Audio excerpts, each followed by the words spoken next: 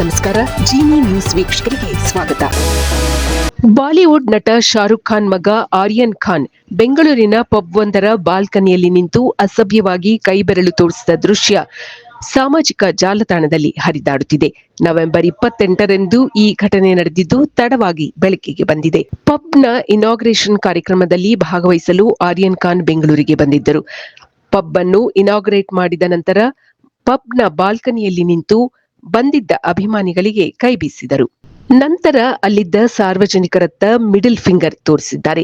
ಈ ದೃಶ್ಯವನ್ನು ಅಭಿಮಾನಿಗಳು ವಿಡಿಯೋ ಮಾಡಿಕೊಂಡಿದ್ದು, ಈ ಅಸಭ್ಯ ವರ್ತನೆಯ ವಿಡಿಯೋ ಜಾಲತಾಣದಲ್ಲಿ ಹರಿದಾಡುತ್ತಿದೆ. ವಸತಿ ಸಚಿವ ಜಮೀರ್ ಅಹಮದ್ ಖಾನ್ ಅವರ ಮಗ ಚಿತ್ರನಟ ಜೈದ್ ಖಾನ್ ಹಾಗೂ ಕಾಂಗ್ರೆಸ್ ಶಾಸಕ ಹ್ಯಾರಿಸ್ ಅವರ ಮಗ ಮೊಹಮ್ಮದ್ ನಲ್ಪಾಡ್ ಕೂಡ ಜೊತೆಗಿದ್ದು, ಈ ಘಟನೆಗೆ ಅವರು ಕೂಡ ನಗುತ್ತಾ ಪ್ರತಿಕ್ರಿಯೆ ನೀಡಿದ್ದಾರೆ. ಇದೀಗ ಈ ಮೂವರ ವಿರುದ್ಧ ದೂರು ದಾಖಲಾಗಿದೆ.